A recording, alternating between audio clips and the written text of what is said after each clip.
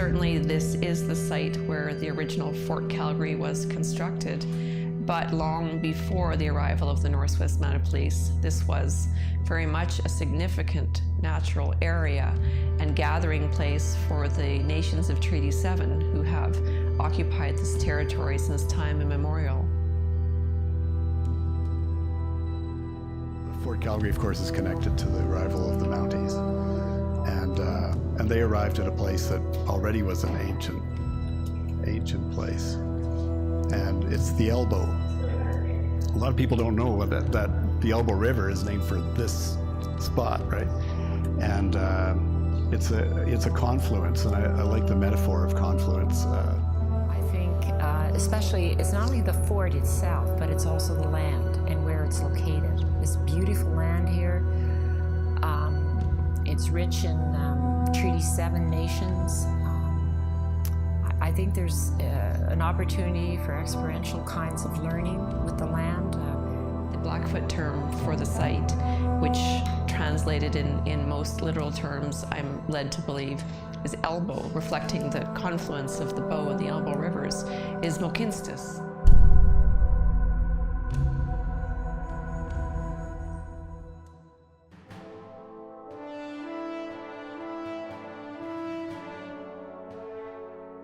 Well, it's the beginning of our city, so it means everything. And to be aware of how the city started in this particular location, I think is really important for all of us to see how it's the city, to see where the city began and how it's evolved over the years. I mean, if we're not in touch with our past,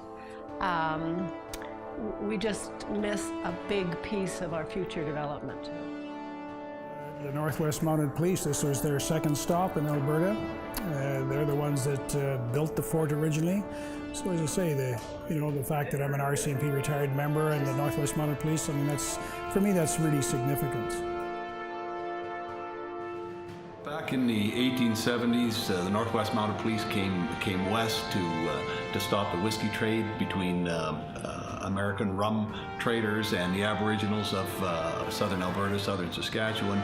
There was a lot of violence, so the importance of the Northwest Mounted Police for the settlement of the West and to bring peace to everybody who lived there at that time was crucial.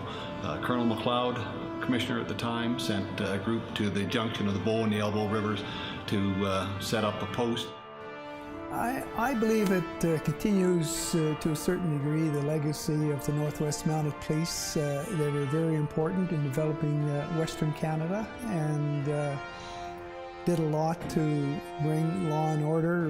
We didn't have the same chaos here in Canada as they did in the States, just simply because, to a large degree, the Northwest Mounted Police, as they were known at that time, looked after the law and order in this neck of the woods.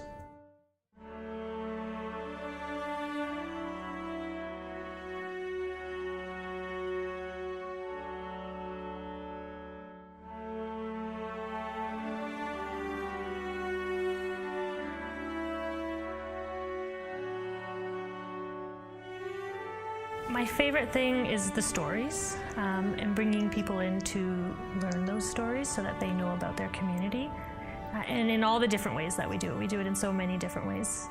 And having that flexibility to do it in so many different ways. Yeah. It's all visual, it's all immersive in that the kids are involved in what they're doing. We're not just sitting and lecturing at them. They're touching the things, they're walking through the museum and learning for themselves rather than us just sitting and saying all the information to them.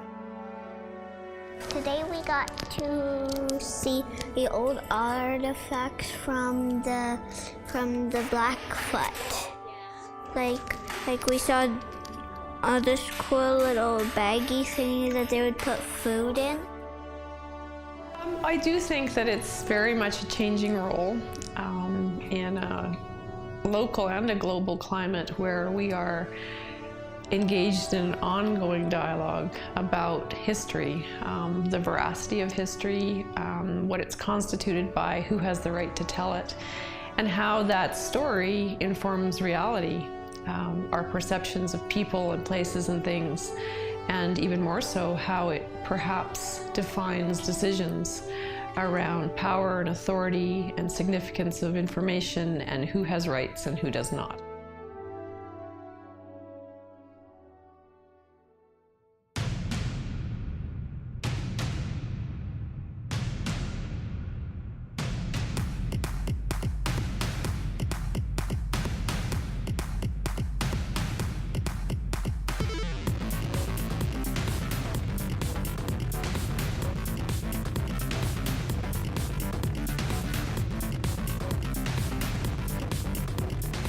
Something pretty cool about being able to have outdoor events in the downtown of Calgary that are surrounded by this kind of natural landscape, a very beautiful part of the city, and I think it's an excellent site for a lot of the outdoor festivals that Calgary has become known for.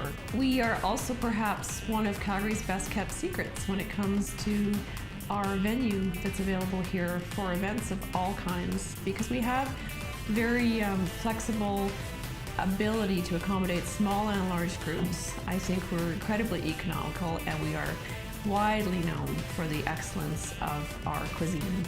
Most of it made in-house using locally sourced ingredients, and so we rival a lot of the more expensive and more difficult to access venues in the city. We're looking at a complete renovation and expansion and revisioning of our museum. And that's involved working extensively with stakeholders and knowledge keepers and representatives from very diverse communities. So far from being a singular expression or viewpoint on history, we are looking for a set of exhibits and stories within our museum going forward that will give a 360-degree view of the perspectives and history of this area. We will be featuring 20 acts of reconciliation, and we think that will be very much a powerful message about our commitment to moving that forward and to taking seriously our duty and our responsibility. We hope that as we expand forward, we'll continue to add elements to what we offer here that will make this a place where Calgarians will choose as a place to spend their time when they have the opportunity to be engaged in recreation and leisure.